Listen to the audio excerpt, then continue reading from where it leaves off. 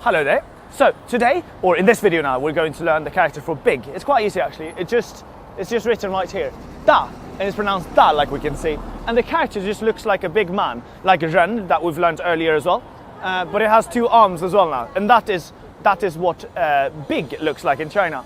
So it's just a big man basically. We can call him a giant or something. And it looks like the character for ren, a person. So don't confuse them. We'll actually use them together in the next video that we'll learn.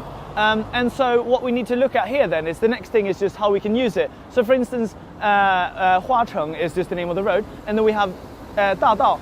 Dadao just means an avenue actually, and it's quite funny. If anything is just bigger in Chinese, we don't have a different name for it. We just call it big and whatever it was originally. So Dao basically means a road, and then big road is the way to say avenue. So we don't need to learn more words in Chinese. We have to do that in English though. But in Chinese we just add big and it becomes something else. Machete, which we'll learn later, is called a big knife. So you see, we just add big in loads of places. My question then is, if we add big in front of a person, what does that mean then? For instance, da and then ren, and look at the two characters, they're very similar. Da ren, what does that mean?